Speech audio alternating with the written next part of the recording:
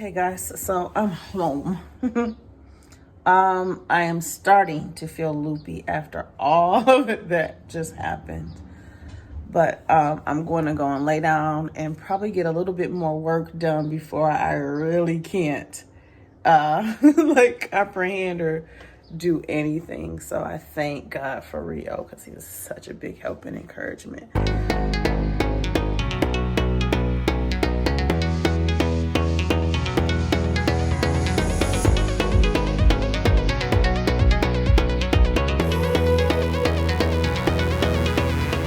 All right, so we just finished. The truth is I'm not really feeling all that loopy or drugged, but we'll give it a couple of minutes.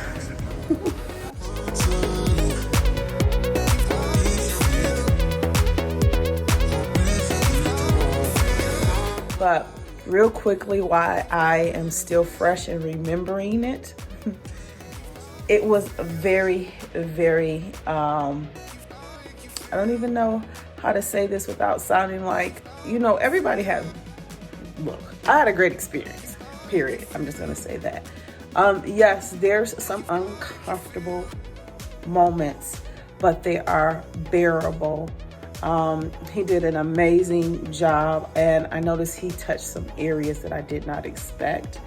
And I'm okay with that. If you feel, you the doctor, man, if you feel I look like I could do better if I, work on those two, and he just did it. So I'm very happy about that. Yeah.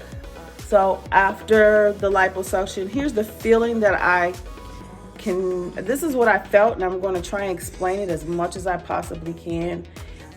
It almost feels like something is rubbing against your ribs, certain areas like your rib cage. So like I had my upper and lower flanks, my upper and lower abs, and then I had my sides done.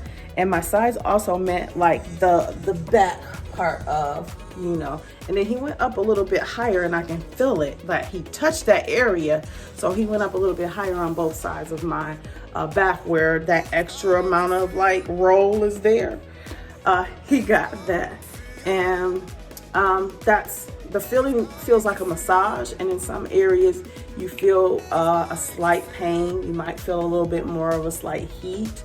So I don't know, I may have some bruising underneath this, and I'm okay with that. That's a part of the healing process. I know exactly what I need to do after all of this. The massages are very important. I do know how to do my own self massages, so I will be sharing that with you, along with me actually going to a lymphatic system masseuse. That's what I'm going to be doing. So yeah, he got it out. It was very simple, pulling out what the saline solution does is it breaks up the fat and it makes it a lot easier to come out. And he mentioned to me that mine was average. You have those who it's really easy, and then you have those who have it where it's just really stubborn. But my BMI was not high at all, so it wasn't a lot. Well, let's just say this, 24 liters, I believe, was how much fat came off of my front, my top, lower, and my waist side, my back, and slightly upper waist. So that's what happened. So I'm trying to explain this as much as I possibly can before I really get loopy, because I can feel it. So I'm gonna turn my camera around and show you guys what I'm looking like right now. So I had this completely closed. They gave me socks to wear, so excuse that. But I want to, oh, I got hiccups. Wanted to make sure, God, I guess it's starting to kick in. Oh yeah, it's starting to kick in, y'all. That's my sign. I've had surgery before, sinus surgery. Oh God. So this is where I'm at. They gave me a compression garment. So I look like, yeah, you can't see the results because all of this is on and I'm swollen. I can't feel a thing. The only thing that I feel as far as soreness is concerned is back here near my rib cage and right here near my rib cage. Those are the only two places. Other than that, I just feel numb everywhere. and they put this compression garment on me. They did put the poise like bands here, so that's why it looks like it's just so a lot. You can see that's why it looks like it's so much going on right here. But I can already tell, like, that part is gonna be flat. We'll see, but I just want you guys to see what it looks like right out of leaving. I took the elastic bands out of these pants because I didn't know if I was gonna keep them, and I didn't want to have this too tight around my waist. So this is what I did.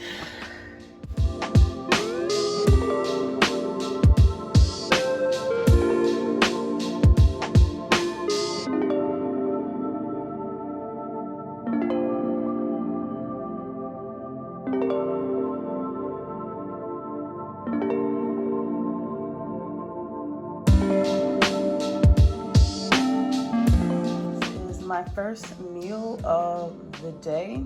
I got broccoli, I have avocado, I have half of an avocado. It's probably like 5/8 of an avocado. I don't know how to even say it, but it's only chili powder. I usually use like a McCormick's seasoning on it, but it has salt. So to avoid swelling or swelling, you want to not have any salt. And then this is my treat for me because I need something a little bit sweet, but it's healthy. This is Ezekiel muffin, like, you know, like a breakfast muffin, but it's Ezekiel bread. And then I have barely a tablespoon of jelly on it. So this is what I'm gonna eat. So I wanna say traditionally, but let's just say realistically, what you wanna eat what works for you. Stop trying to do all of these diets and all these crazy fad diets. It's just stupid. The reason why I say that, and I have the little tabs under my tongue, so forgive me if I sound funny. But the reason why I say that is all of these diets work, period. But you got to figure out what works for you.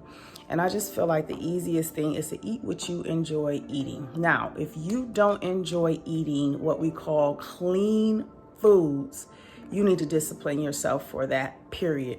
And I would say you should do that before you even think about doing this surgery. If you're thinking about having liposuction with anyone, even if it's not Sono Bello, you need to have already a discipline ready so you can keep those results, not just get them.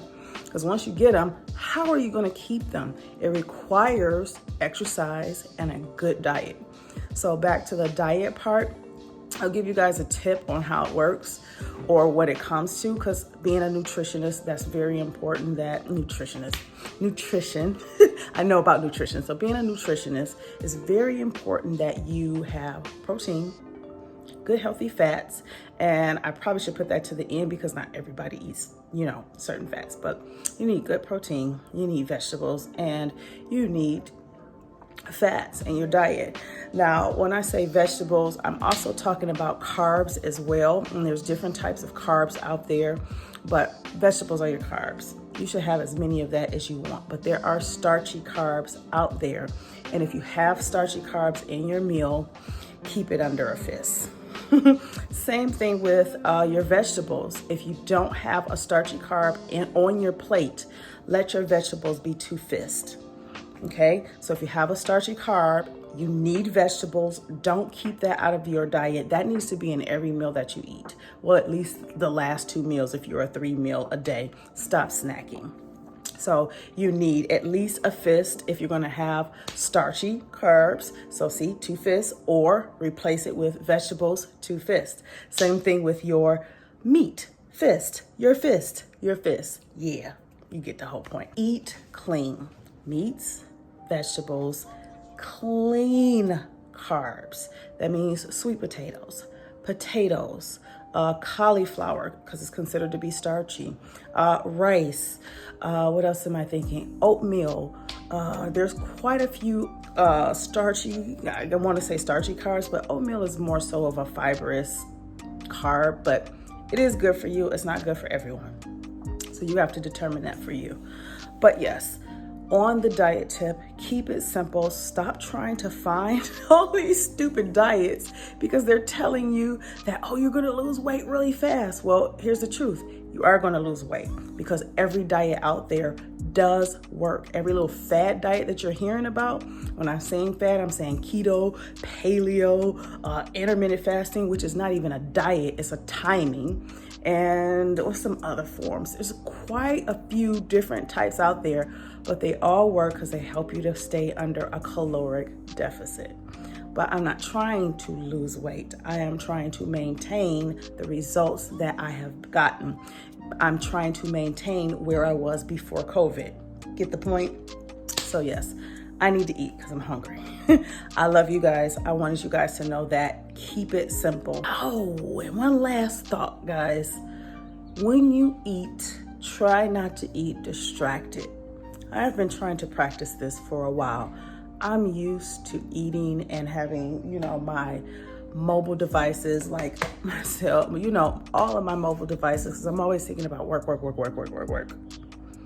Try to take 15 minutes, eat your food non-distracted.